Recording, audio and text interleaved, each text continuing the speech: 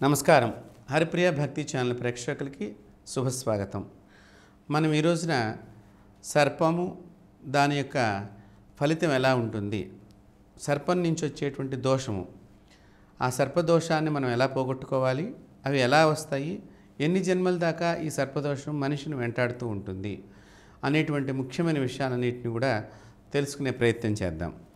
సర్పం, చాలామంది పాముని ఒక జంతువుగానే చూస్తూ ఉంటారు. అనేక దేశాల్లో కూడా ఇదే జరుగుతూ ఉంటుంది.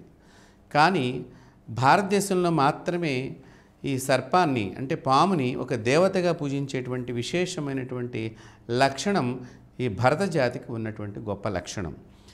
సర్పం అంటే మనిషి శరీరంలో కూడా సర్పము దాగి ఉన్నది. పాము అని అంటాం. పాము అంటే వెన్ను పాము. మనిషి శరీరంలో ఈ వెనకాతల పాము పడగలాగా ఉన్నట్లయితే, అది మన తలభాగంగా పాములాగా ఉన్నట్లయితే, ఈ తోక దగ్గరికి వచ్చేసరికి మన వెన్నుపూస చివరి భాగంలో రెండు పిరుదుల మధ్య భాగంలో సన్న కోణంగా వచ్చి ఆగిపోతుంది. ఇంత పాము ఆకృతిలాగా మీరు ఎప్పుడైనా పడుకున్నప్పుడు వీపు మీద కూడా చూస్తే ఇలా పాములాగా వంకరగానే ఉంటుంది వీపు మీద కూడా. అంటే మన శరీరంలోనే పాము దాగి ఉన్నది. కాబట్టి పాము ఎక్కడో లేదు, నీ శరీరంలోనే ఉంది. పాముకి కోపం ఎక్కువ. ఆ కోపము చేత మాట్లాడితే అది బుస్సు బుస్సు అని అవతల వాళ్ళని తన యొక్క శక్తి చేత భయాన్ని క్రియేట్ చేస్తూ ఉంటుంది, భయాన్ని కలిగిస్తూ ఉంటుంది. ఆ భయం వల్ల మనిషి దూరం పెడతాడు అని. అయితే భగవంతుడు ఆ భయానితో పాటు దాని కోరల్లో విషాన్ని పెట్టడం మూలకంగా అది కాటు వేసినప్పుడు మనిషి ప్రాణ ప్రమాదానికి గురి అయ్యే స్థితి దాకా పెడుతున్నది. కానీ ఈ విషం వలన మరొక ఉపయోగం కూడా ఉన్నది. పాము విషము ద్వారా, కొన్ని పాముల నుంచి వచ్చేటువంటి విషం ద్వారా మనిషికి మత్తుమందు తయారు చేస్తున్నారనేటువంటి విషయాన్ని కూడా మనం గమనించుకోవాలి. ఆపరేషన్స్ జరిగేటప్పుడు ఆ మత్తుమందును ఉపయోగిస్తున్నట్లుగా మనం అప్పుడప్పుడు పేపర్లలో ఇవన్నీ కూడా చదువుతూ ఉండడం జరిగింది. అలాంటి పాముకు సంబంధించిన దోషం ఎలా వస్తుంది, ఆ పాము వలన ఎందుకు దోషం వస్తుంది అంటే బాగా గుర్తుపెట్టుకోవాల్సింది, మనకి శ్రీమన్నారాయణుడు కూడా ఆదిశేషుడిపైనే పడుకుని ఉన్నాడు.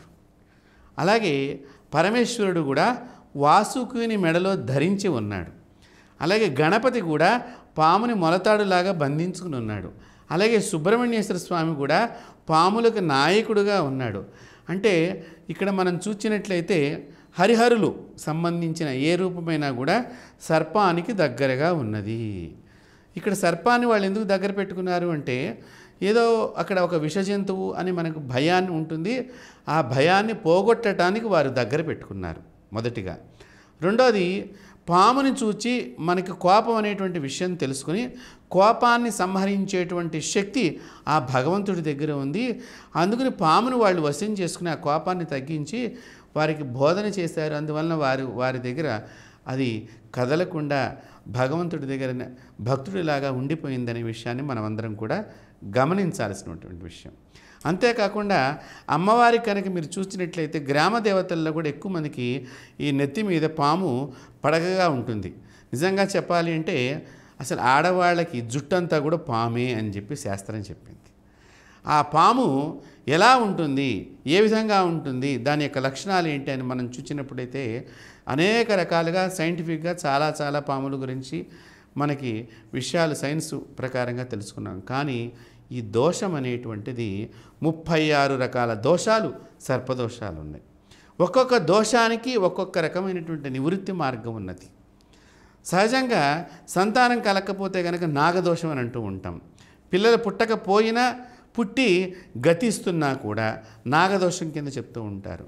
అలాగే వివాహం కలగకపోయినా, వివాహం లేటుగా జరుగుతున్న సందర్భంలో కూడా ఈ నాగదేవత సంబంధించిన పూజలు ఎక్కువ చేయిస్తూ ఉంటారు. కారణం ఏమిటంటే అంటే ప్రతి ఒక్కరూ కూడా దేవతా పాములు చాలా విశేషమైనటువంటివి. మిగతా కొన్ని పిచ్చి పాములు కూడా ఉన్నాయి. దేవతా పాములు సహజంగా మనిషి నీడ కనుక వాటి మీద పడ్డట్లయితే అవి దేవతా సర్పములు, అవి తట్టుకోలేవు. వాటి తలకాయని నేలకేసి కొట్టుకుని మరణించేంత స్థితికి పెడతాయి. అంత జాగ్రత్తగా అవి బతుకుతాయటండి. చూడండి, ఒక పాము తన మీద ఇంకొకళ్ళ నీడ పడకుండా, అంటే ఏంటి, అక్కడ మనిషి నీడ పడితే ఏదో సమస్య వస్తుందని కాదు. నేను అంత స్వచ్ఛంగా బతుకుతున్నాను, నేను భగవంతుడిని ప్రార్థన చేసి స్వశక్తితో నేను భగవత్ శక్తిని సంపాదించుకున్నాను అనే విషయాన్ని అక్కడ మనం గ్రహించాలి. కొన్ని దేవతా సర్పాలు అసలు మనిషికి కంటికి కనిపించవు.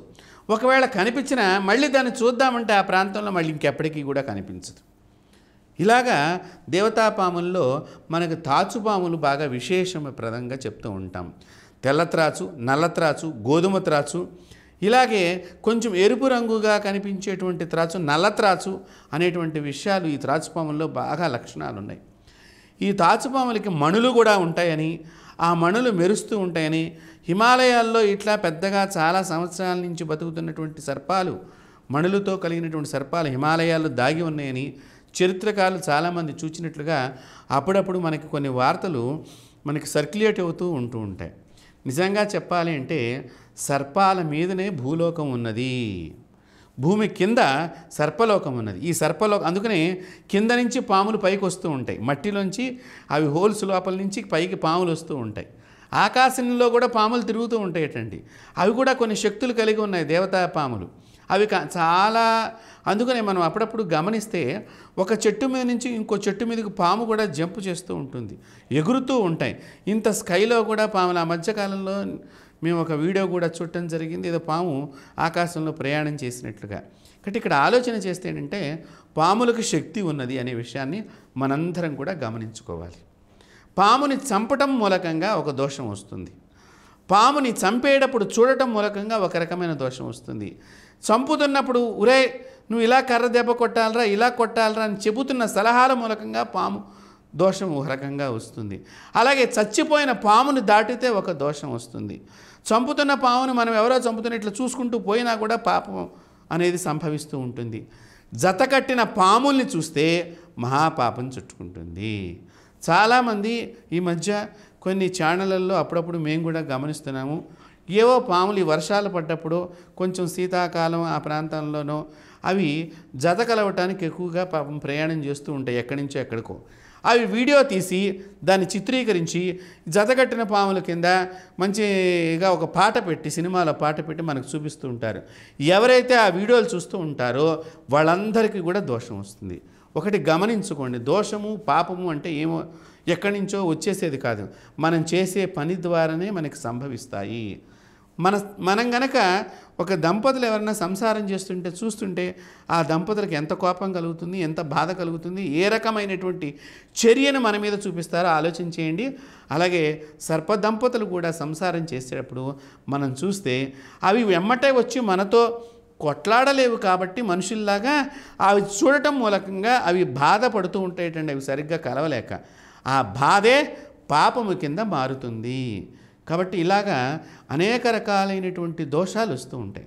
అంతేకాకుండా ఆడవాళ్ళు కొత్తగా అయినటువంటి నెలసరి రోజుల్లో, మొట్టమొదటిగా అయిన సరి నెలసరి రోజుల్లో ఆ బట్టలు ఎక్కడైనా దూరంగా పడేస్తే ప్రథమంచ వస్త్రాలు, వాటిని పాము దాటినా లేదా పాము ఉన్నదని తెలియక వీళ్ళు కనుక అక్కడ పడేసినా దాని నుంచి కూడా పాపం వస్తుంది. కాబట్టి మనం సర్పానికి సంబంధించిన దోషాలు చెప్పుకుంటున్నాము. మరొక వీడియోలో ఈ యొక్క సర్ప దోషాలకి నివృత్తి ఎలాగా అనేటువంటి విషయాన్ని తెలుసుకుందాము. అంతవరకు కూడా స్వస్తి.